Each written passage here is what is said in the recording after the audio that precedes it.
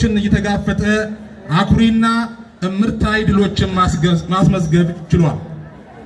በፖለቲካና በዲሞክራሲ ስርዓት ግንባታ ረገድ ሁሉን እኩል ባለቤት አድርጎ የሚመለከትና በሀገራቸው ጉዳይ ላይ በጋራ የመወሰን የፖለቲካ ስልጣን የሚሰጥ አካታች ሀገራዊ የፖለቲካ ፓርቲ መስርተናል። የሐሳብ ልዩነት እንደ ጠላት ከማየት ወጥተን ከተፎካካሪ ፓርቲዎች ጋር በትብብርና በፉክክር መንፈስ የመስራት አዲስ የፖለቲካ ልምምድ ጀምረናል። ለዲሞክራሲ ስርዓት እንቅፋት የነበሩ ህጎችን በማሻሻልና ነፃ የዲሞክራሲ ተቋማትን በመገንባት የፖለቲካ ምህዳሩን አስፍተናል።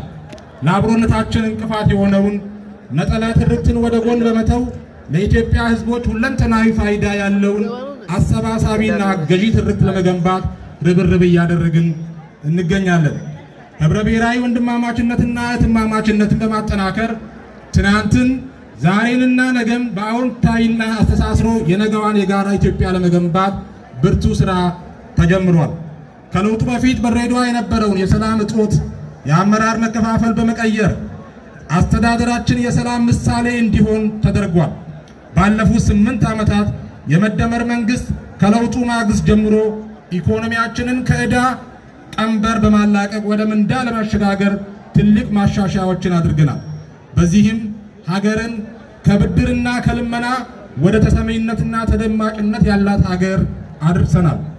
ሀገራችንን ከተረጂነት ወደ ምርታማነት ማሸጋገር ወደ ተሟላ ሀገራዊ ሉዓላዊነትና ክብር ለማጎናጸፍ የሚደረግ ትግል ለመበልጸግ ያለንን የተፈጥሮ ሀብት የአየር ጸባይና የሰው ሀብት በቂና ከራሳችን አልፎ ለጎረቤት ሊተርፍ የሚችል ነው። ዋናው ጉዳይ ትክክለኛ የለውጥ አቅጣጫ መንደፍና ሁሉንም አቅሞች በአግባቡ አውቆ በብቃት የመምራትና የመፈጸም ጉዳይ ነው። ከዚህ አኳያ የለውጡ መንግስት ባለፉት 8 ዓመታት ውስጥ የሀገራችንን ጸጋዎች በአግባቡ ስራ ላይ ለማዋል የሚያስችል ብዝሃ ዘርፍ የኢኮኖሚ አቅጣጫን በመተለም ለተግባራዊነቱ ተረባርቧል። ከሁሉም ለሁሉም በሁሉም የሆነች ኢትዮጵያን ለመገንባት የሚታይና የሚዳሰስ የአሻራ ፖለቲካን እውን ለማድረግ ተንቀሳቅሷል። ድሮንም ቢሆን ሀገራችን ወደ ኋላ ያስቀራትና ተረጂ ሆነን እንድንቆይ ያደረገን የእይታና የሥራ ችግር እንጂ አቅማችን ጠፍቶ አልነበረም።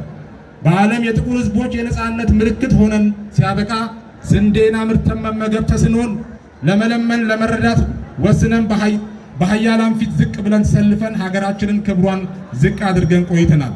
ይህንንና መሰል ጉዳዮችን በአግባቡ በማጤን የለውጡ መንግስት ባለፉት ዓመታት ከስንዴ ልመና ተመጽዋዕትነት በሂደት ለመላቀቅ